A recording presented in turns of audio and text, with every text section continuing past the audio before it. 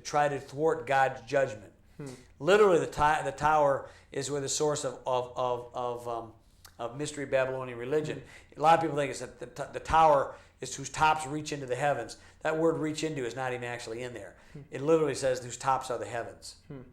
It's probably an astrological or occultic thing. Yeah. That it was a tall tower is undisputable, but this is where a lot of this came from. Mystery Babylonian religion comes in there. All right.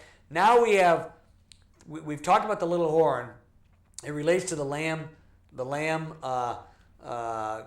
dragon, lamb dragon beast, and also the whore.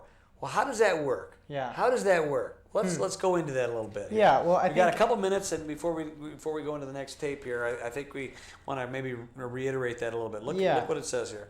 Do we want to go the fatal wound that was healed? I thought I did that, but go ahead. I'm not sure. In verse 3 of chapter 13, it says, John says, "And I saw one of his heads as if it had been mortally wounded, and his deadly wound was healed. And all the world marveled and followed the beast." And this is especially significant because these beasts, another name for these beasts, a lot of times they're seen in mythology. A lot of times as sometimes they're called Leviathan or other things where you cut off a head. I forgot. In the Greek is tetra, isn't it? Hydra. Hydra. You cut off a head and then another one will grow back. And so here's what happens to this beast: is the head is going to be cut off, and then yet it's going to grow back. And in fact, in verse 4, it says they worshiped the dragon and gave authority because it said, "Who is like the beast? Who can make war with him?" And he was saying all these things. And so in history...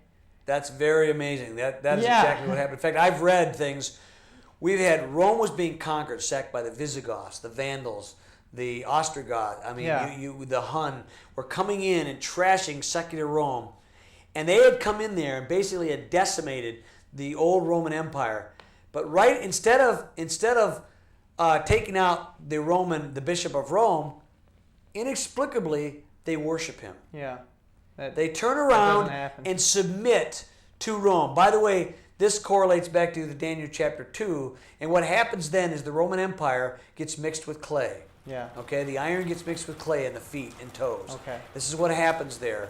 And it's amazing how you see this. But the beast whose fatal wound was healed, this is where one of the heads are described as the beast. And it's true. One of the heads were wounded.